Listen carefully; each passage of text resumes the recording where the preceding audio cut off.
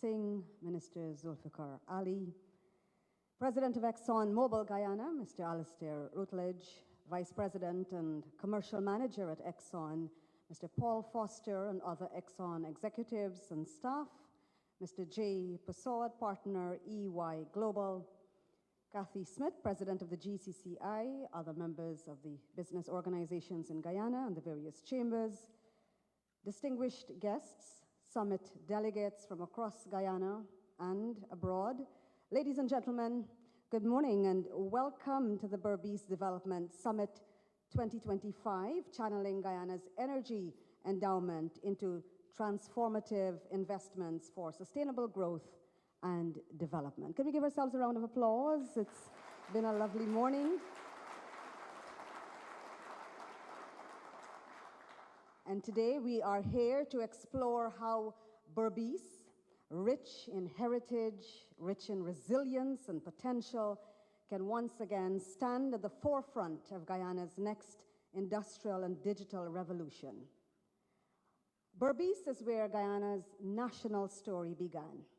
From Kofi's 1763 rebellion, which lit the flame of freedom, to generations who fed our nation through agriculture and enterprise, Berbice has always been a driver of progress. The region has produced giants in every field. Dr. Chedi Jagan, a founder father of our democracy. Rohan Kanai, the legendary cricketer who led the West Indies to World Cup victory back in 1975.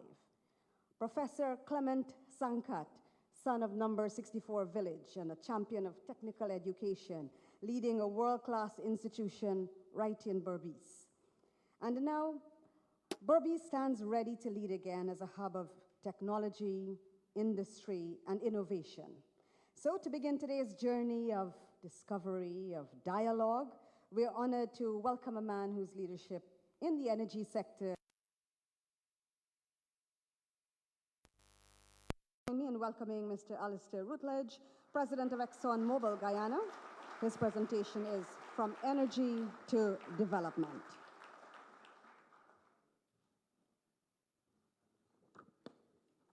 Good morning, everybody.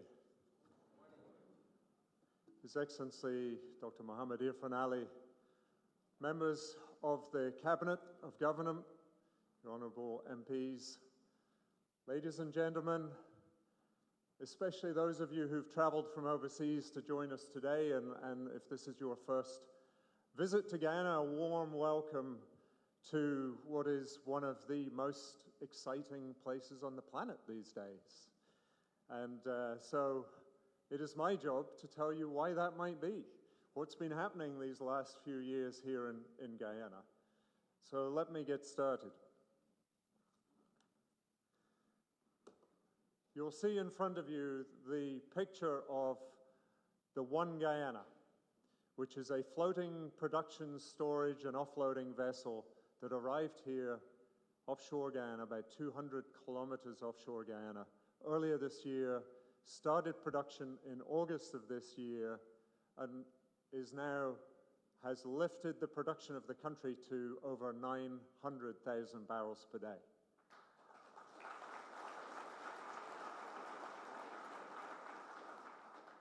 But this is just one milestone in this incredible journey. And what I'd like to do is take you back a little bit of history as to how we got to where we are today, and then to share a little bit of what's in front of us that gives us a foundation, a confidence for building a gas business here in Guyana, and as we heard earlier on, particularly targeting the Berbice area of the country. So, you have to go all the way back to 1999, the start of ExxonMobil's journey here in Guyana. That is when we signed our first production sharing agreement with the country for what is called the Stabroek Block. It stretches from the maritime border with Venezuela in the west to the maritime border with Suriname in the east. It is a large block.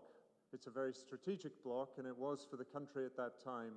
And the president of the day Janet Jagan, signed that agreement in 1999. At the time, there had been several decades of exploration activities in Guyana, onshore and offshore, without any commercial success. Just to the west and the north, you'll see Trinidad, which of course has had decades of oil and gas production, and of course Venezuela too. So everybody knew that we were in a region of the world that had some hydrocarbons, but Guyana had been unfortunate and unable to find those up until that point.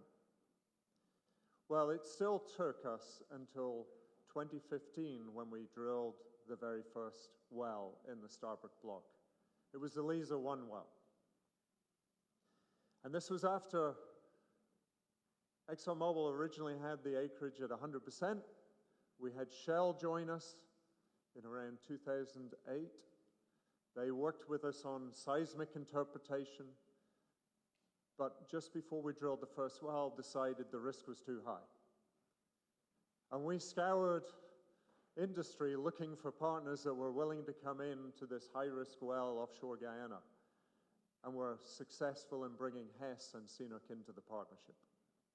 And so in May of 2015, soon after they joined our partnership, we drilled into the formation that is the Liza field and struck very high-quality oil in Guyana, about 200 kilometers offshore.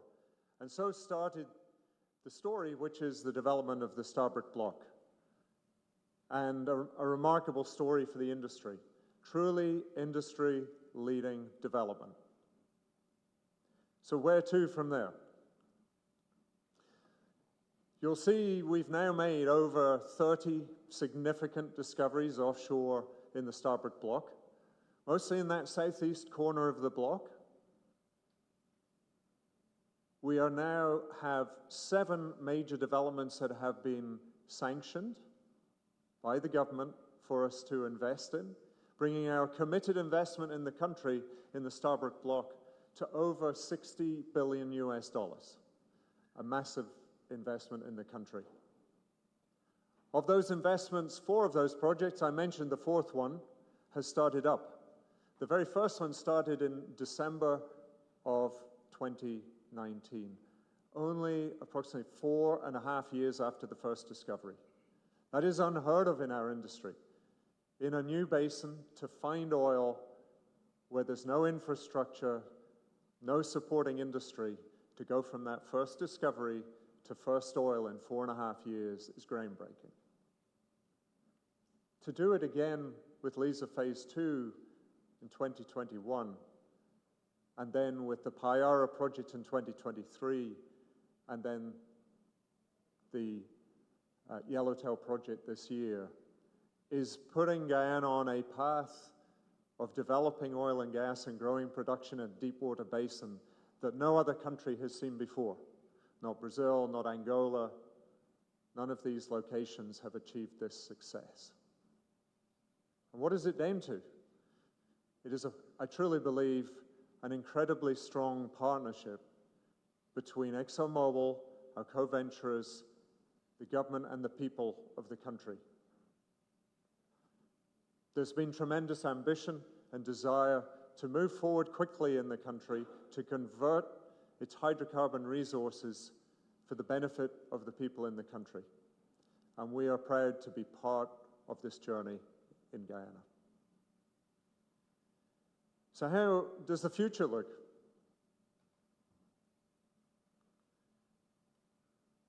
From here, you'll see we started, well, in 2019, there was virtually 0 production until December of that year. And you'll see the steady progression as we're growing production. 7 of these 8 projects on this slide are already sanctioned and under construction or online. Project 8, the Longtail project, which is the first of our non-associated gas developments, is already in the environmental authorization process, and we are preparing to deliver to the government a field development plan in the first quarter of next year. With the aim, we hope, to reach a final investment decision by the end of 2026. which would put us on course to start up 8 major projects by 2030. By the end of this decade, to have 8 major projects online, an invested capacity of 1.7 million barrels per day, and a production level of around 1.3 million barrels per day. A phenomenal achievement in about 15 years from first discovery and just over 11 years from the first oil. A phenomenal growth story. And again, what is making this possible is that partnership. Partnerships in Guyana that have really been the foundation of the journey that we find ourselves on. Now, recognizing that Guyana has been reliant on imported energy for most of its existence, together with the government in 2021, we aligned on the Gas to Energy project. And that project is founded upon bringing gas from the Liza field, from the 2 floating production facilities, Liza Phase 1 and 2, 200 kilometers onshore to the Wales development area in Region 3 of the country. The pipeline is a 12-inch pipeline with a capacity of approximately 120 million cubic feet per day. In the initial development phase, we've committed to bringing 50 million cubic feet per day of gas, rich gas onshore. The government is currently constructing the NGL extraction and power plant for 300 megawatts of power, which will meet today's power demand in the country. But as you can imagine, in a country that has the fastest growing economy in the world, more power is needed. So thank goodness the pipeline is a little bigger. So plans are afoot for the future phases of that development. But at this moment, we're all focused on completing the power plant, getting that online, delivering reliable, lower emission energy to the country of Guyana to support its further diversification of the industrial economy.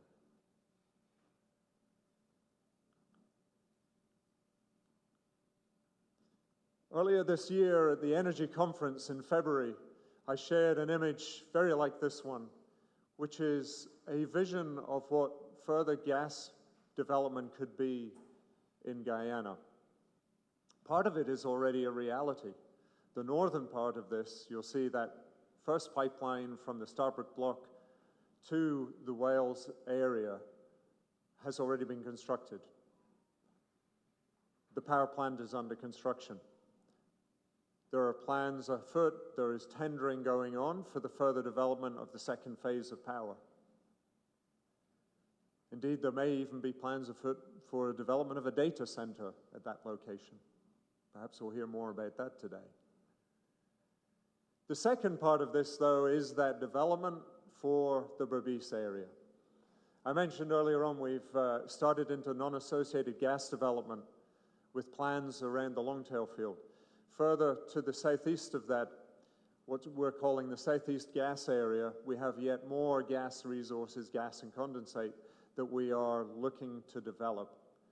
But of course, it requires a gas market, unless we wanted to export that gas.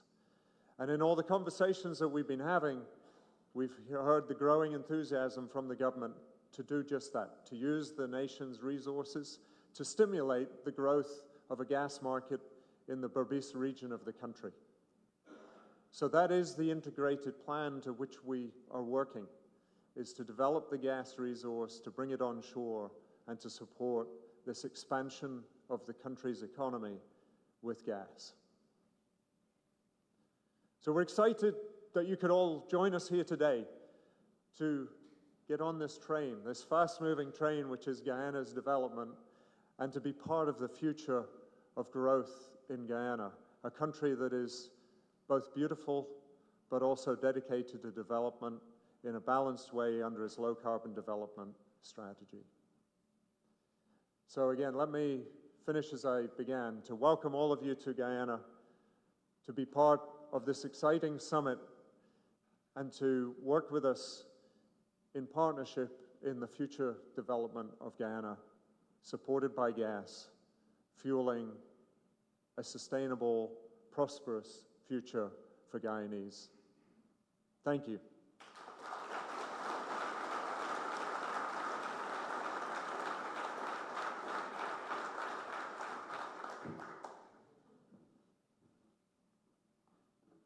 Thank you very much, Mr. Rutledge, for that insightful presentation.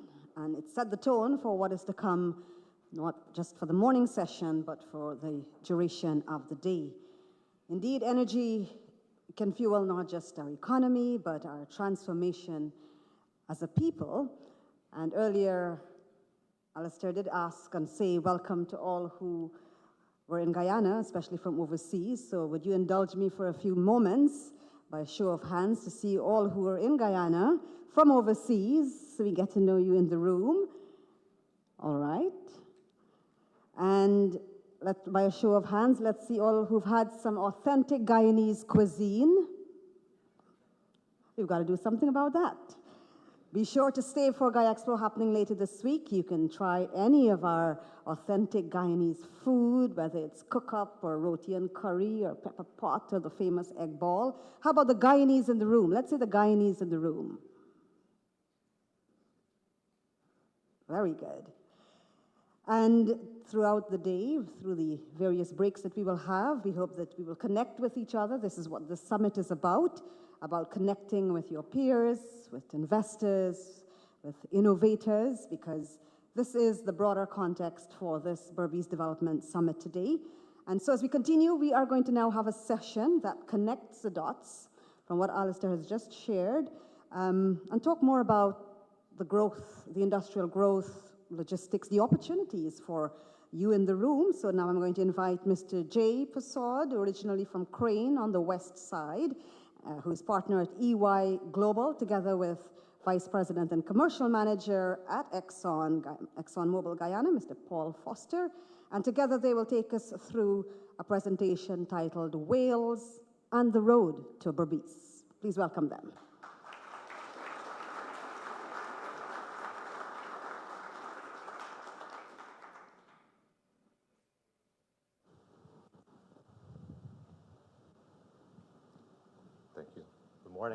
Morning, everyone. Morning. Our pleasure to be here. We recognize His Excellency, President Ali, and all of the protocols recognized. Where to begin? Where to begin? Where to begin? Welcome to the summit, again, friends, Guyanese friends, local friends from abroad. Today, we stand at a pivotal moment in Guyana. The nation's energy resources present a unique opportunity, yes, for economic growth and for building a smarter, brighter future for all Guyanese. This summit is about growth, how we go to the next level. We'll talk about national development, our people, and how we secure a brighter future for everyone.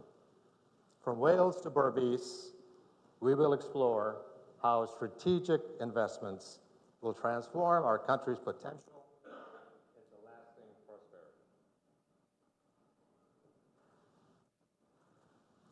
As Michelle said, I'm Jay Persaud with EY. I'm joined by Paul Foster. Paul? Yeah, Paul Foster. I'm the Commercial Vice President and for the ExxonMobil Guyana affiliate. And being here, welcome. Our collaboration reflects the power of combining global expertise and local knowledge. Together, we're committed to guiding this conversation for the rest of this week.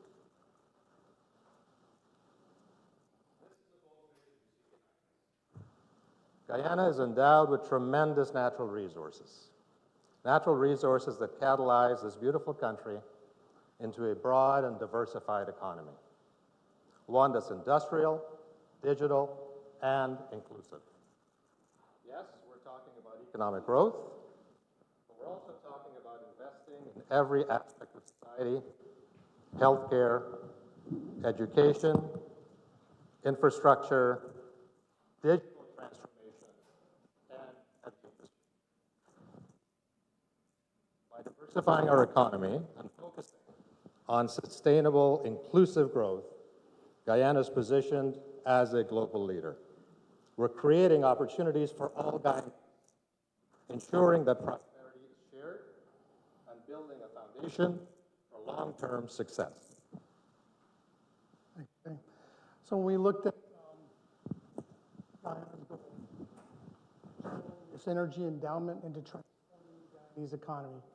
We looked at and thought about what industries could be attracted to Guyana that would help Guyana's economy, what we call jump the S-curve. You see that here. That jumping the S-curve concept is about going from, instead of working through agriculture industry, ultimately to data and intelligence. Why not take the energy? Yeah, let's just use that. We'll just use this. Look, turn. We're having trouble. Sorry with our mics. So why not use that energy instead to go straight to an information and intelligence-based economy? So that's the objective. ExxonMobil did a lot of study on different ways that we could commercialize the gas resources in commercialize the gas resources that we've discovered in the southeast portion of the Stabroek block, which Alistair talked about. We looked at a lot of these things, and we really landed on what Alistair said, that it's the domestic development of Guyana that would be the most attractive way for that gas to be used for the benefit of all Guyanese. So we've looked at and studied we studied many different potential industries, but the four that rose to the top was data centers, alumina, direct reduced iron, which I won't talk too much about, and then fertilizers. When we looked at those value chains and saw which ones made the most sense economically, all the way from the resource to the end user, it was data centers and alumina that made the most sense. Data centers we'll talk about more, alumina as well, but alumina really because it gives you the opportunity to leverage Guyana's world-class bauxite resources, which we think is an important strategic objective of this exercise. So in looking at these strategic objectives across Guyana's industry, we also have, what does it deliver? It delivers digital infrastructure, education, healthcare, all those things that are necessary to really lift the Guyanese economy up. So that's the objective. We'll continue to, let's move to the next slide. This is you. All right, so some geographic context. Wales, can everyone hear me? Is this working? Yep. The Wales side is well underway, and Alistair showed some pictures, and it's located about 40 kilometers south of here. The Berbice side is east of here, and that development will be very much larger than the Wales side. These investments will include power plants, advanced data centers, heavy industry, and the infrastructure needed to support them. The Berbice gas pipeline is a cornerstone, unlocking export opportunities and helping Guyana become a regional hub for energy and digital services. These projects are designed to serve both local needs and international markets, strengthening Guyana's position globally. All right, this chart shows the development of both Wales and Berbice. So on the left side, we have the Wales development zone, which is in progress. It's well underway. Phase 1 in Wales has a target go live sometime late by the end of 2026 or thereabouts. Once both phase 1 and 2 are complete, the Wales site will generate about 600 megawatts of power. That's a significant amount of new power. The majority of this production is going to be used for the grid and is going to significantly lower the cost of energy for the people of Guyana by at least half. But 100 megawatts of that is going to be used to power a new data center. And so we're in the process of working with partners to bring about this data center in Wales. It's going to be deployed in 2 phases, 50 megawatts from the first GTE1 energy and another 50 megawatts from the second. And we believe that Wales provides a compelling example of what we can accomplish together. So we're talking about Wales, even though this is a Berbice conference, because we think that what we're doing in Wales now will really help to demystify what can be done on a much larger scale in Berbice later with the new gas that we would develop. The Berbice site, as I said, is going to be many times the size of Wales. There's a tremendous amount of planning, coordination, and capital that's going to be needed for that project. We expect groundbreaking activities sometime in 2028, assuming everything goes well in the planning phase to be able to start that work. However, for this to occur, we're going to need this group, people in this group gathered here today, to work together to move ahead. There are gigantic opportunities available in Berbice. The electricity generation capacity will be in excess of 2 gigawatts, many times bigger than what's in Wales. The data center can be scaled up to between 1 and 2 gigawatts to utilize that power, and that is scalable. The way these things are built, you can continue just to add capacity to that once you've started. We expect to have an alumina refinery to leverage that increased bauxite production and to take bauxite another step down the value chain to get more value-added production in Guyana. And other things such as fertilizer, agro-industry, and we talked a little bit about direct reduced iron. That, I think, is a longer-term potential, which would maybe use iron ore from northern Brazil. And we'll talk about the infrastructure section, how a deepwater port and rail from Berbice to northern Brazil could transform and create that connection, that economic connection. There's other infrastructure opportunities. There's a deepwater port, roads and bridges and other buildings that are going to be springing up around this. Our strategy, though, goes beyond bricks and mortar. We're investing in people as well. All of this new development, all of this new opportunity requires skill sets to be developed. And so there'll be vocational training, digital upskilling, STEM education, leadership programs are all part of the plan to lift the capability of the working people of Berbice. So developing that human capital alongside infrastructure, we're ensuring that Guyana's workforce is ready for the many jobs that are going to be created in this.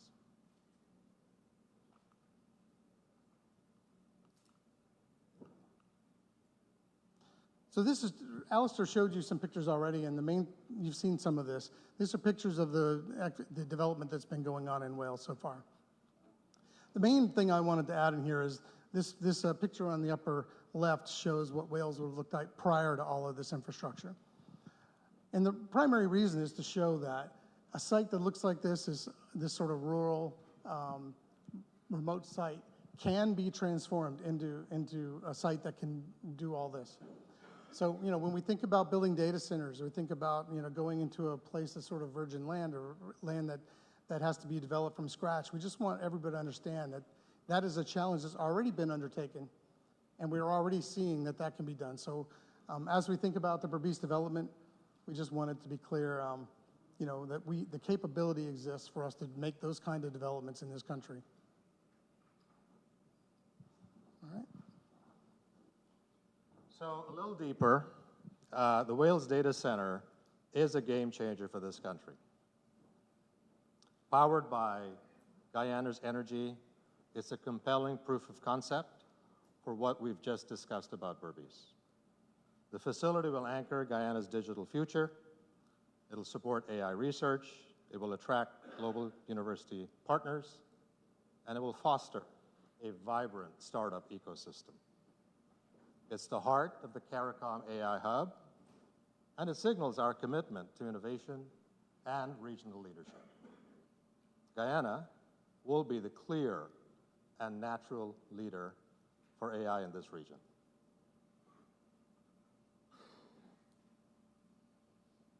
With this Wales Data Center, Guyana is poised to lead in innovation.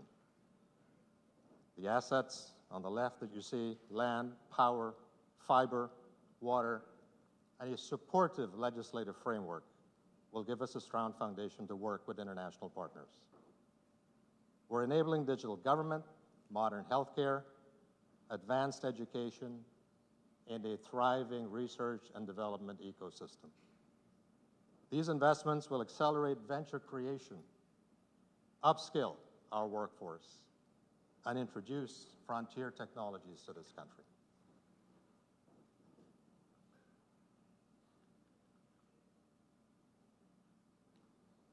Berbice is the next frontier.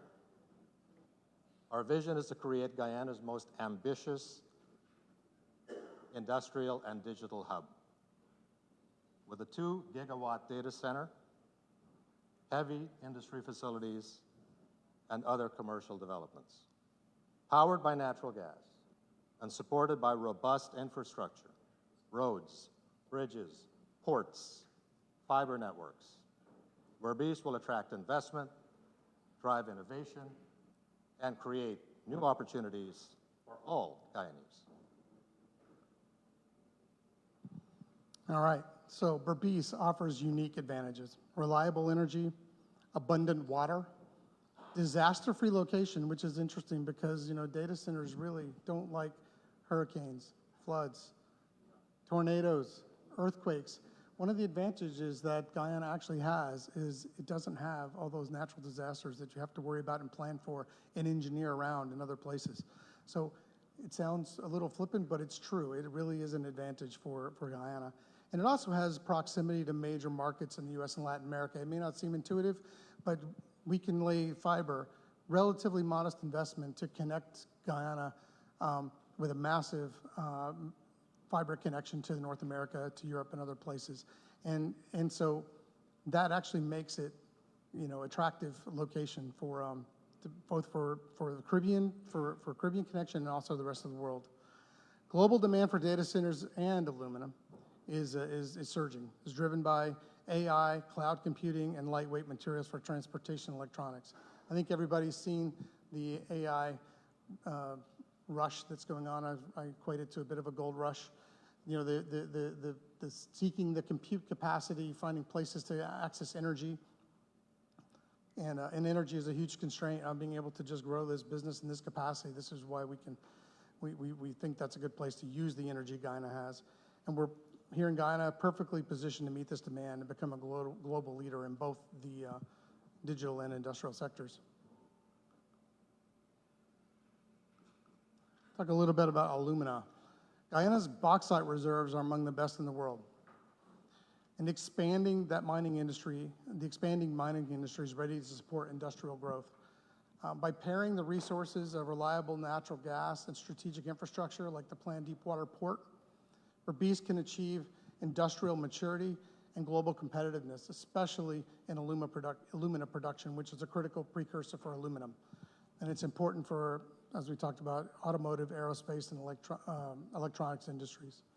So all those elements really do lead us to the conclusion that it's a really good place to take that next step down the value chain for bauxite refining. For all of this to be successful, though, and we're going to need, in securing the early investment commitments across the value chain is going to be essential. The upstream gas development and a pipeline from the Southeast gas area from the Stabroek block is the foundation for delivering on this digital and industrial strategy. And all of these industries need energy, all the energy resources that we can produce. But bringing it all to reality requires alignment across all the stakeholders, which is why we have you all in the room today.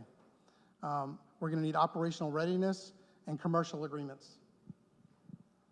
Each segment of the value chain depends on the other segment. The upstream producers are going to rely on the power plants and the industrial users to ensure that the gas we produce is used and paid for. And likewise, the power, data centers, and industrial users are going to depend on the gas being developed and available at an affordable price. And we have to bring all of these projects together, hold hands, and coordinate the development across the value chain. We're all going to need to work together, the government and the private sector, to align our investment decisions so that no participant is taking inappropriate risk. The whole value chain ultimately has to hang together. So as we think about developing in Berbice and starting from building the upstream infrastructure, offshore, building the pipeline, building a power plant, building a gas plant, power plant, and then data centers and all the rest, we have to synchronize those investments and make sure that we have coordination across that whole value chain, and that we're all looking each other in the eye and making sure as they make those decisions, we're making them together and we're all sharing that risk appropriately. All right. So transformation is big, and it can be very challenging. And it starts with leadership and vision. And for this, we're grateful to His Excellency President Ali. This week is a call to action to work together to deliver this vision. Each person in this room brings unique perspective, skills, and capital both human and economic. Gas, infrastructure, and industry, as you see on this slide, are parts of a shared equation. Gas gives us the energy, infrastructure moves it and connects us. Industry turns it into jobs, exports, and long-term value. To succeed and transform, they must interlock and work as one. We can't build infrastructure without knowing that gas is coming. We can't attract industry without infrastructure in place. And gas doesn't create value unless there's industry to use it for the benefit of Guyanese people. And that's why we're here, to align, to commit, and to move forward. Together, let's deliver on the vision to transform.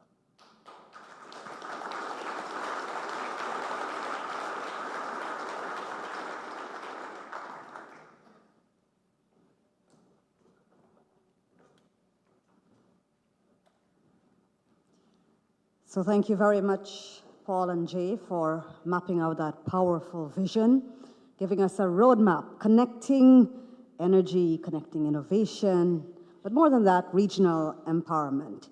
So data centers, alumina opportunities, deep water port, we're getting excited. And if you're interested in anything that you've heard so far or you've got any questions, you can start very early by submitting those questions using the QR code that's on your respective programs, and the team will address and revert. I'd like to acknowledge born Berbician joining us at this time, Minister of Natural Resources, Vikram Bharat, as we continue with our program today, Berbice Development Summit 2025. And before we continue, ladies and gentlemen, let's take a moment to celebrate what real development looks like. Yes, it's in all that we've heard in the presentation so far. As Paul said, it's more than bricks and mortar, it's in the people. So I'd like to introduce you to two people from Berbice, not here today, but we'd like to acknowledge them. Their names are Nicholas and Ravina Aki. So who are they? Well, they're a young couple. They'll soon graduate from the University of Guyana Berbice campus. They're both earning their bachelor's degrees in education. But why am I sharing that today at this summit? Yes, they're from Berbice. They're young people, but they worked together as teachers. They raised their baby. They balanced their lessons and their lectures and their late nights, all powered by teamwork, faith, love. And so their story is being shared today because it's more than just a success story. It's a statement. And at the very top of our program, we mentioned how resilient we are as Guyanese and how resilient people are from Berbice. And so it's about men and women working together, side by side, sharing responsibilities, sharing their dreams, lifting each other, believing that when one rises, we all rise. And so as we go to our next presentation at this time, I wanted to share that story to emphasize the Berbice spirit, the Guyana spirit. And so it's now my distinct honor to welcome someone who puts those dreams into our heads and helps us to realize them. Yes, he's driving a united, an innovative, and an unstoppable Guyana. Fresh back from COP30, where our environmental leadership continues to receive global acclaim, he's now steering this extraordinary transformation. And while he may not be around in the sense that he wouldn't be as president when some of the projects we've just heard will materialize, he is laying the foundation from now, showing us that our transformation goes beyond oil and gas, opening those bold new frontiers that we heard about a moment ago. Please rise and join me as we welcome His Excellency Dr. Mohamed Irfaan Ali, President of the Cooperative Republic of Guyana, for his remarks.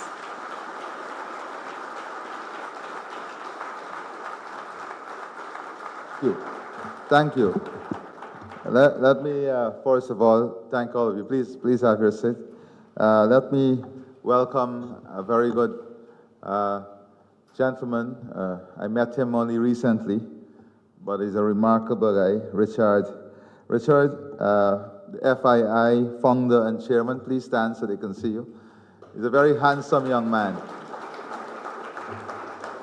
But later, those of you, many of you in the room know him, but those who don't know him, you should get to know him. He's a remarkable individual, shaping a lot of what is happening in the Middle East. And we had some conversation, and just for you to have an understanding as to why I'm acknowledging him. It takes a lot out of a founder for any program to not only compete against the World Economic Forum in terms of the scale of capital they can bring together, but competing in 9 years, pull together more capital in one room in one area than the World Economic Forum in all its history. So that is the type of person Richard is. Let me say, today I also want to congratulate Guyana, the Minister of Natural Resources, who just came in on the signing of the S4 block. And that S4 block, Alastair, comes with a signing bonus of $15 million US. And the partners of that signing this morning are Petrobras, Total Energy, and Qatar Energy. That is to say to you the magnitude, the depth, and the diversification of the investors that are coming in. The initial investment is $300 million US with seismic, and the forest well, which is scheduled for the third quarter next year. So that is it's hot off the press. So I want to congratulate Guyana. And it's important for us to understand why these things are important in today's world. They're important because, you know, it is not easy to raise capital for energy project as 20 years ago. And it is different risk level, different investment profile. So for us to have these major players signing and taking part in the development of the energy sector is an enormous accomplishment. Now, today is about thinking. The next few days is about thinking. It's about testing ideas. It's about presenting options. And it's about creating a roadmap. So we have investors from around the world with different interests. I don't want you to look at any presentation and believe that your interest is locked out or locked in. Today is about examining what is on the table by different players, what are the options, the evaluation of options, and then defining the path and the roadmap forward. Why is this important? And I want to say our technical team, supported by the government of Qatar, helping us at the level of government to refine our plan and thinking. Munir is here. I want to thank him also for the work that he has been doing and for Qatar to supporting us, Exxon, and the entire team in the consortium. We had proposal from Fulcrum and other stakeholders. So we're going to look at all the options, but this has been a lot of work in the background, a lot of work. Exxon looking at different options, as you have just seen. And for us now to refine that work and to pull together that work. But just so that we understand, both local and international participants here, just for you to understand what we are talking about. And maybe before I go into Berbice, let me just say that Wales is more or less settled. What we're doing at Wales is more or less settled. That is the 2 power plant that would give us enough energy to propel the current and future development. In addition to that power plant, we have an expression of interest out now for the hydropower facility, the NGL facility, fertilizer plant to take care of full national demand and some of our regional partners, the gas bottling and logistics company, the small industrial park, and a glass factory focusing on high-value glass. That is the automobile industry. And that is linked to the quality of sand that we have. So it is not only about the gas, it's other natural resources that we have that is integrated in the value chain. So we are historically known to give you the finest beaches that you enjoy around the region with Guyanese sand. But we want to add value to that high-value commodity with the gas and create this whole new industry and hub around us here in Guyana.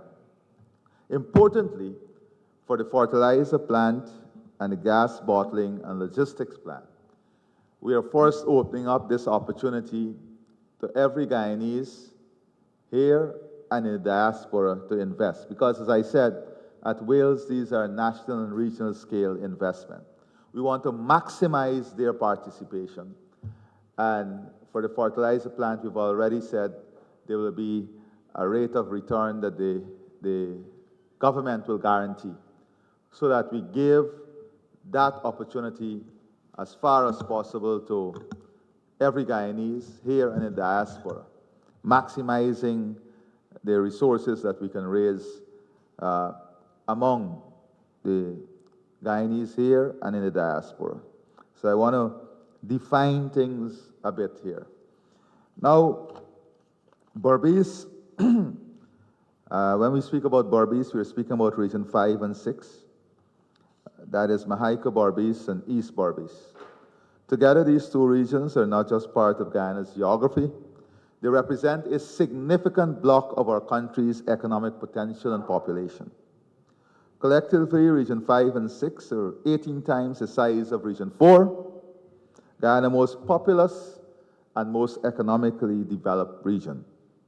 Region 6 alone spans 36,234 square kilometers, dwarfing Regions 4, 2,232 kilometers.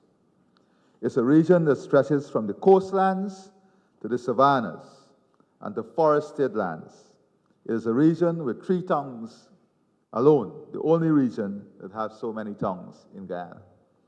So it's important for you to understand the scale of the region. Whilst we are a small population, everything in business depends on scale. And understanding the scale gives us an opportunity to understand the potential that this region offers.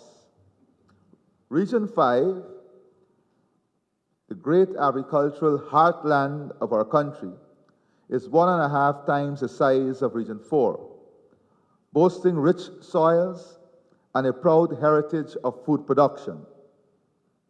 But it can be much more. Slightly more than half of our nation's population resides across these two regions. So that brings me to today's activity. This historic Berbice ecosystem that we are analyzing and looking at ideas, strategies, options that are before us. This summit is not a talk shop. It is not another meeting. It is a movement forward. It's momentum. It is building momentum. It's rallying every stakeholder. It's building partnership.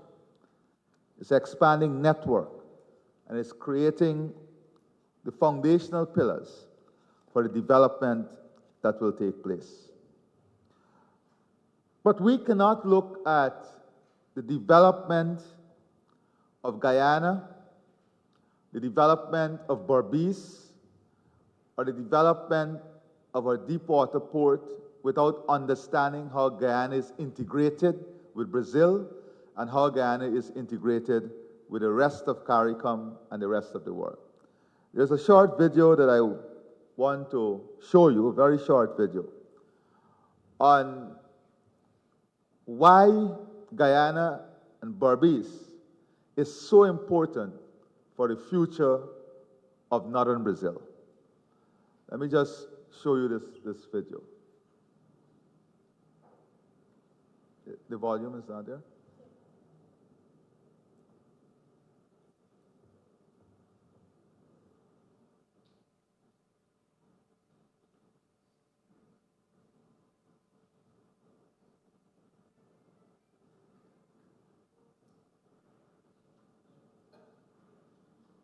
Now this here, just before it started, this would tell you,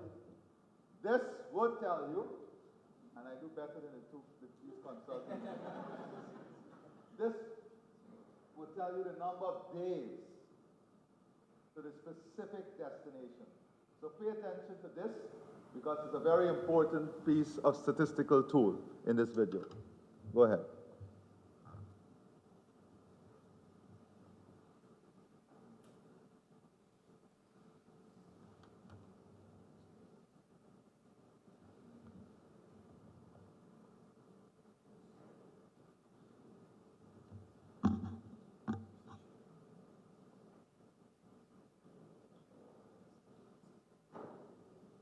Yeah, are you getting it?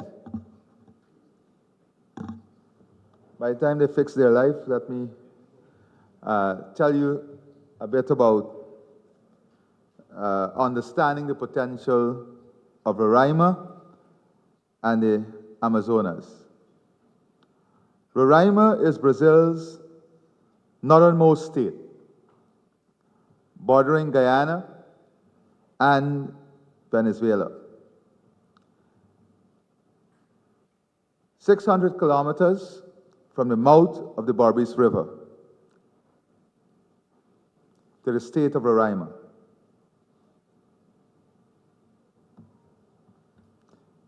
Roraima is first in 7 of 12 economic indicators in Brazil, leading in agriculture, manufacturing, and retail.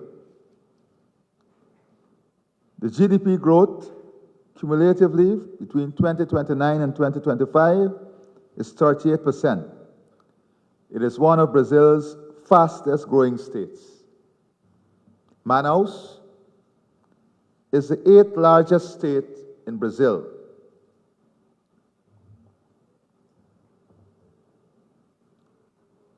These two states contribute enormously to the agricultural exports, manufacturing, and industrial development of Brazil.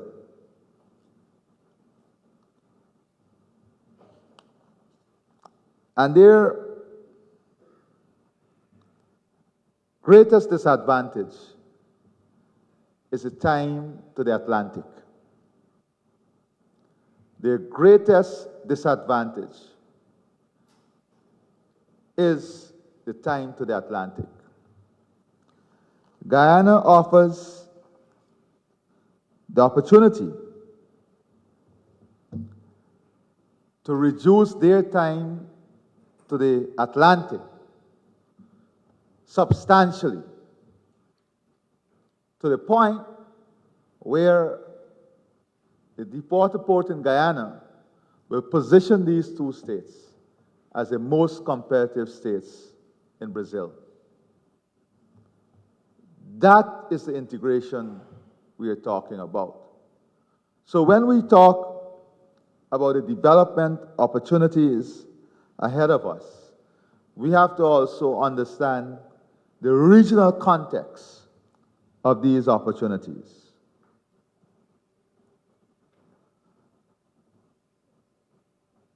When you look at the economy of these two regions, okay, are you ready now? Okay, let's look at the video.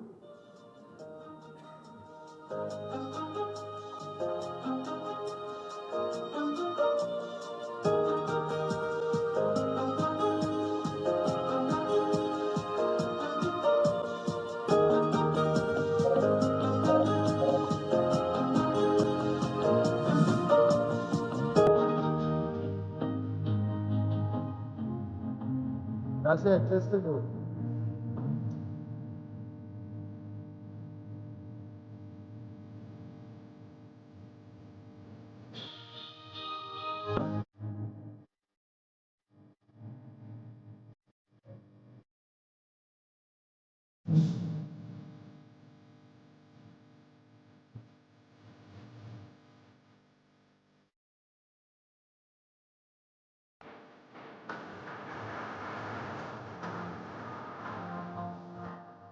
I think that illustrates brilliantly the point. And we have not spoken about when the Amazon is dry, what additional time is required for the movement of goods. So this, for us, is a low-hanging fruit. And any development in Berbice must open up the opportunities. Now, this is an important slide for anyone who is looking at the development of Guyana and this region. President Lula,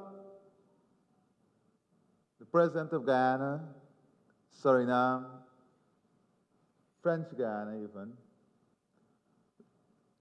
we are looking at the infrastructure integration plan for South America. And if you look carefully at that plan, Guyana is really the centerpiece of the infrastructure plan. And look at the market integration. Look at the population integration. Look at the ecosystem that not only can be built, but that will be opened up as a result of this infrastructure transformation. And I'm showcasing this because Guyana's development is not about oil and gas. It's about leveraging the competitive advantage of oil and gas to position us strategically in areas of trade, economic development, transport and logistics, technology, and a whole array of opportunities that comes about with this integration. That is why I want you to understand that whatever we discuss in the next few days is not about a single barrel approach. It is deeply rooted and integrated into the development agenda of the region. And there is where scale comes in. Because when you look at the existing framework, you will say, where is the scale coming from for the large-scale investment? And that is why you have to understand where the scale is coming from. The scale is coming from the integration that we are pursuing. That is why this is an important slide. Now, let us move on.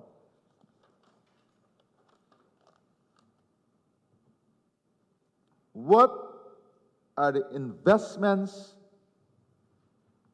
that the government will be making in Region 6, in Region 6 and 5, and coming through the entire corridor, that will allow these opportunities we're talking about to come to fruition? The first thing is that you must get the infrastructure right. That is why we're building the connection to northern Brazil. And I want to recognize today also in the room our friends from Saudi Arabia, who we recently signed an MOU with, and they are looking at advancing rapidly the port development, and I'm coming to that, because that's also linked to our local partners, our private sector, and ongoing work. I'm saying this to say that there was a time when we were chasing the world to find takers for these massive transformational projects. But now we have options before us. We have opportunities before us. And we want to ensure that we leverage those options and opportunity in a way that brings the greatest value and the greatest benefit to the people of our country. That is important. So the infrastructure we are talking about is the deepwater port, the road connectivity, the building of a new Berbice River Bridge to ensure the unimpeded use of the river. That's a high-span bridge, and this is important. We can't develop if we minimize the optimal utility of the river. So we have to build that bridge. 2 Hope-like canals that will open up hundreds of thousands of new lands for agriculture. The Quarantine River Bridge linking Guyana and Suriname, converting the existing roadways into a modern 4-lane highway from New Amsterdam to Molson Creek, expansive housing development, farm-to-market access roads, stadium, and a hard surface connectivity to Oriala and Siparuta. Those are 2 important villages that offers additional opportunities. This plan alone, will take a country our size maybe 15 years of planning to get completed. But this infrastructure plan that I've outlined here, we are pursuing to have it all completed within 5 years.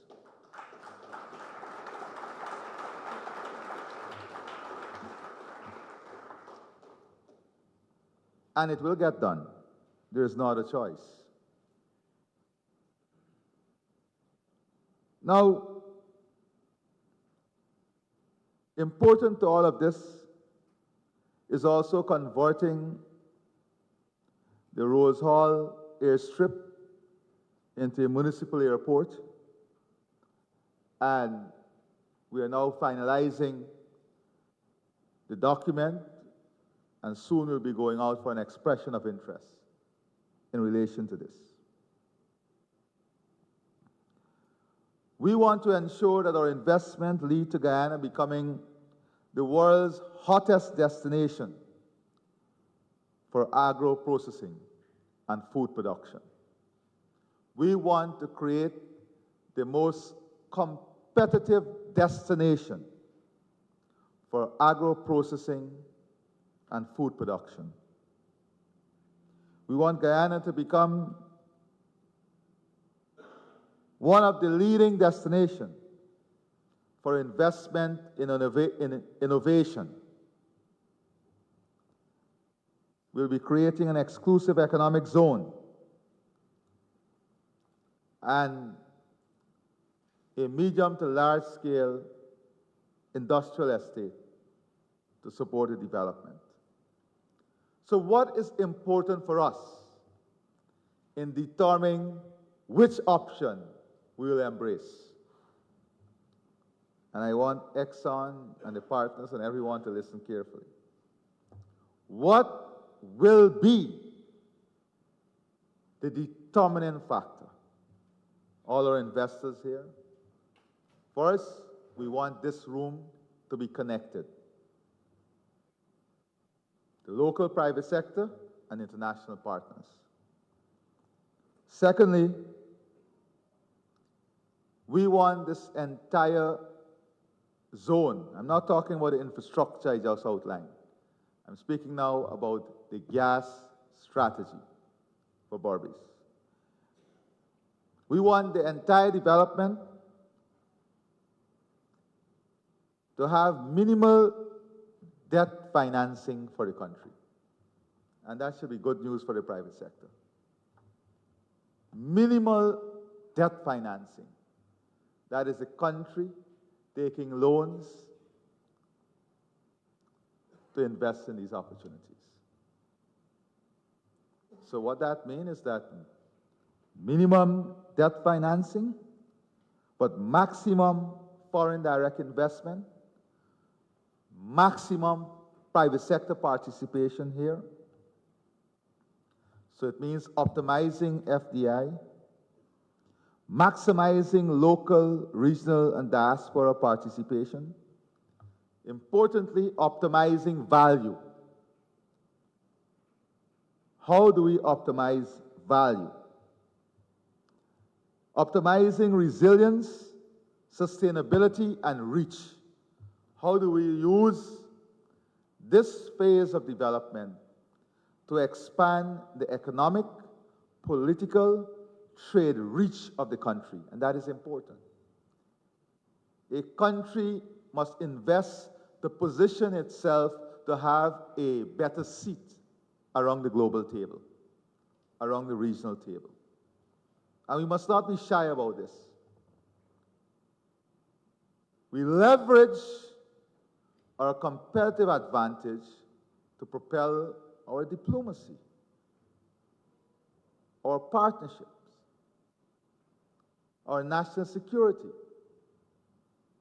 So, optimizing resilience, sustainability, and reach are also important considerations. Expanding the economic base, drive innovation, and support local business development. Another important factor that will determine the option we pursue. And importantly for the consortium at Stabro, the option must lead to monetization before 2030. I am not willing to push monetization beyond 2030. Constitutionally, I have an election in 2031, and I can't run again. And I'm not leaving this decision for anyone after me.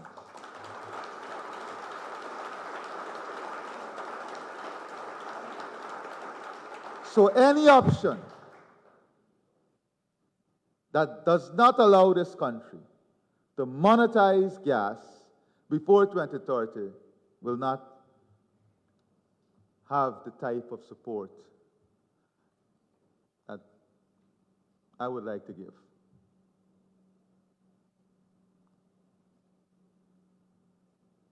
I believe that maximizing the oil potential by accelerating the development must be matched by accelerated investment on the gas side. It's not one or the other. It is finding the vehicle in the next few days that will allow these factors that I've just outlined to be realized. And I want to be open and honest at this forum. I want to be clear. We don't have the time to have 18 months lag between design and construction of a deepwater port.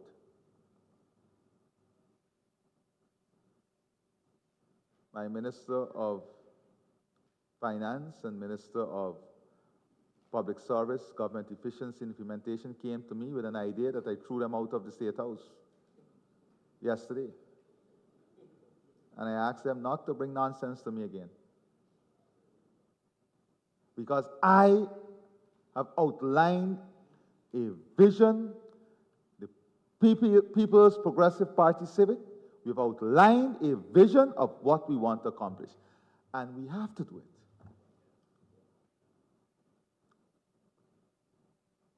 So those of you who are in the room must understand that we are here not to postpone what we want to accomplish, but we are here to realize based on the benchmark.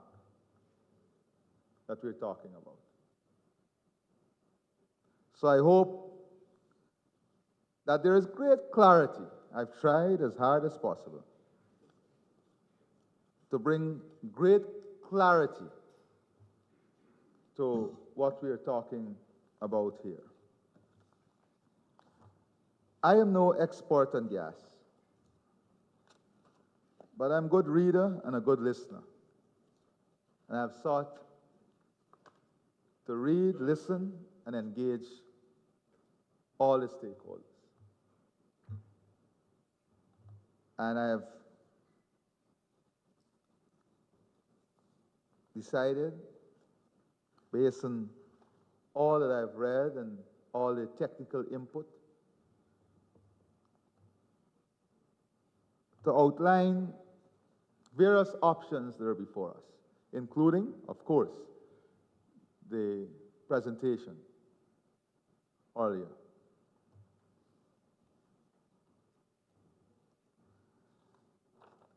And let me start maybe by looking at Guyana gas utilization scenarios.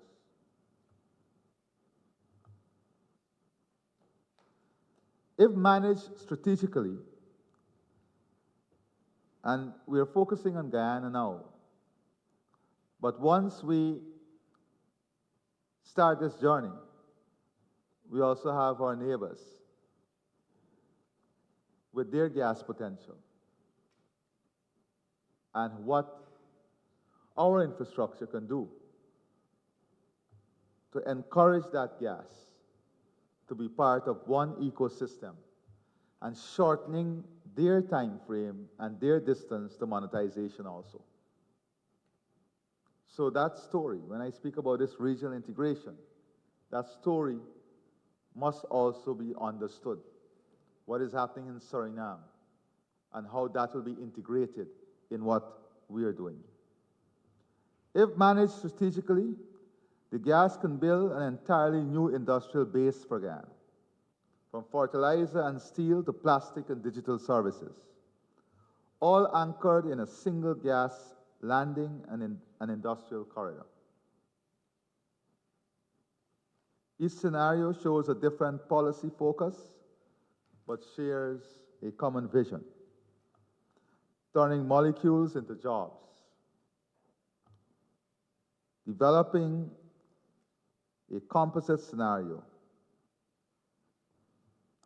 can be built after the involvement of this room and understanding what vehicle give us the greatest value, the highest inclusion,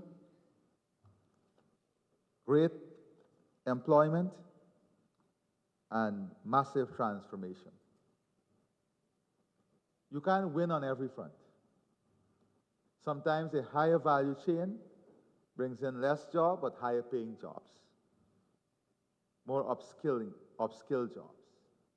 So it's how we find the right balance.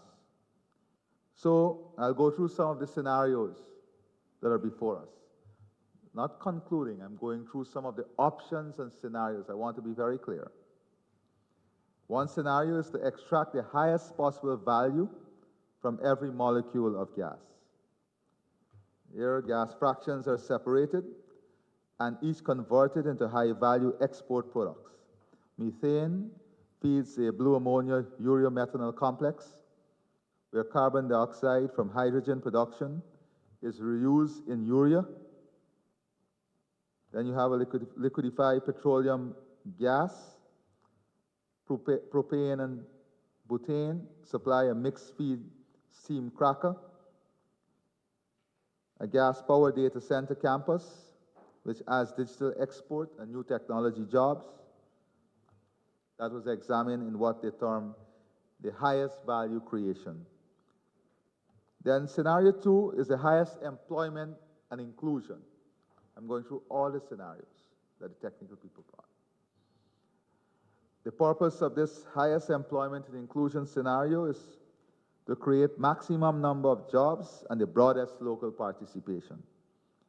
This scenario diversifies across several mid-scale industries within the corridor: gas powers and heat plants for fertilizer, steel using gas-based direct reduced iron, cement and glass, alumina, agro-processing, and cold storage, and a digital hub.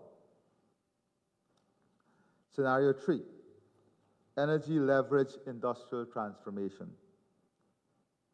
The purpose is to use low-cost, reliable gas energy to transform Guyana's own raw materials into finished goods. This cheap and stable gas energy drives industries that upgrade domestic resources: cement and lime from limestone, glass and ceramics from sand, alumina from bauxite, and fertilizer from methane and captured CO2. These industries feed construction, mining, and agriculture. Power and heat are generated internally within each plant, not from a separate utility. Scenario 4, mega-scale development. A single gas complex would monetize every gas fraction on one site. Methane feeds blue ammonia, urea, and methanol production. Mixed feed system cracker and PDH unit to produce plastics. All CO2 is reused on site, and the complex includes its own desalination, water recycling, and export jetty.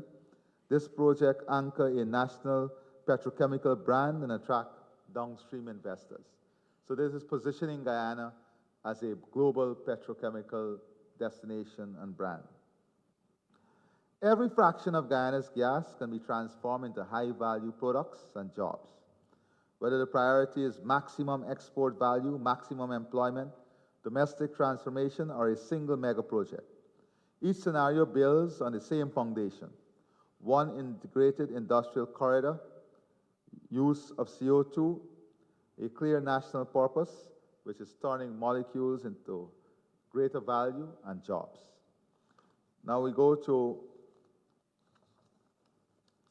other options. Option 1, in the strategic Berbice investment, is a 2 gigawatt data center, 2 MTPA alumina, and 1 MTPA gas facility. A liquid natural gas LNG plant, option 2, and option 3, an LNG plant and data center. Then we have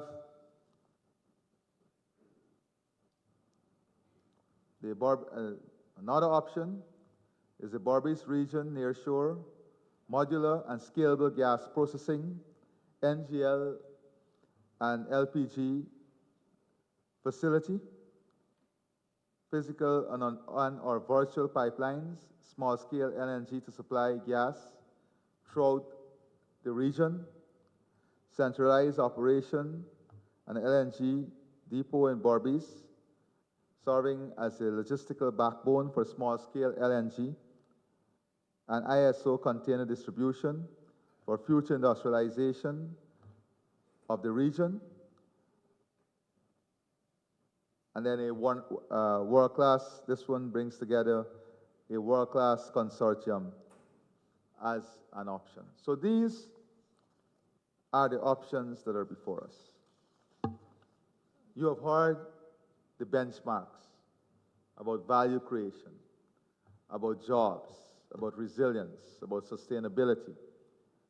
The benchmarks about monetizing before 2030. So I wanted us in this room, because we have investors in varied fields, to have a full understanding as to the potential, and to understand that we are looking to unlock a potential that would also incentivize the gas from Suriname to be added so that they can also have a shorter journey to monetization. Of course, with the exploration that is taking place, we are hopeful that there will be even more gas that can continue to build out this infrastructure. That is why the Berbice area and the infrastructure we are building there is for the long term, not for the immediate, it's for the long term. We have had various partners working on the integration. We have Bechtel here today in the room. We have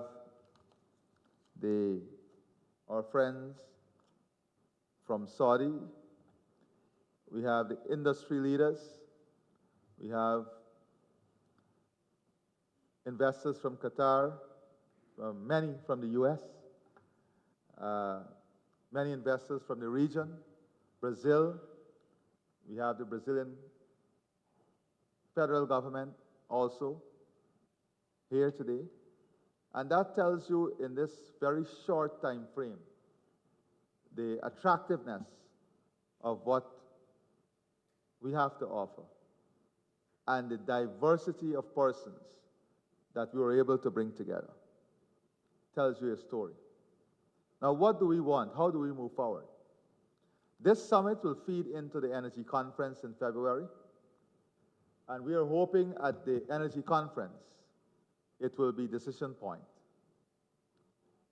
where we will be launching out the investment platform to put all of this together, to pull all of this together, and to advance the work forward. Richard and I are also discussing some wider plans for the broader economy, not only for Guyana, but how we position a product here that can bring together what the FII was able to do in a smaller scale. So together, I think we can accomplish the ideas, we can bring value to the work, and we can open up the opportunities for a Guyana that remains a strong regional player, and for a Guyana that builds the foundation for regional prosperity. We are not a Guyana only concerned about Guyanese. We are a Guyana deeply rooted in regional prosperity. And whatever we do must lead to regional prosperity, regional integration, and the expansion of an economic zone that position us at the center of coming together. Thank you very much, and God bless all of you.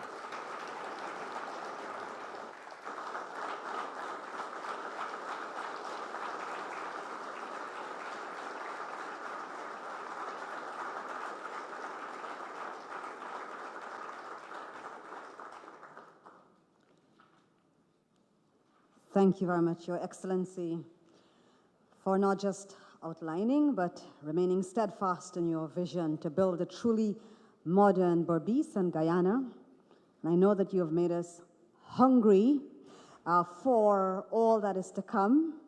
We've heard you clearly. Time is of the essence. So over lunch, let's have those conversations. Let's make those connections and seize the opportunities that His Excellency has clearly outlined in building out a truly world-class county of Berbice and Guyana. After lunch, ladies and gentlemen, we'll explore Guyana's infrastructure investments, our mining and natural resources industries, and the rapidly advancing digital and telecommunications sector. So we'll take a break, we'll have an on-site lunch, and as we said, please use the opportunity to network, to share those ideas, explore those partnerships from the various options the President gave just now, and to connect with each other. We'll reconvene the Berbice Development Summit at 2 p.m. sharp, so that gives us just 2 solid hours for lots of business to happen. So enjoy your, I'm just checking, Alistair and the team, that we can take a break now. Yes, all right. So thank you very much, ladies and gentlemen. We'll allow That's exactly that. Hungry to work. but hungry to nourish yourselves and work. So we'll do that. I'm sure the President will.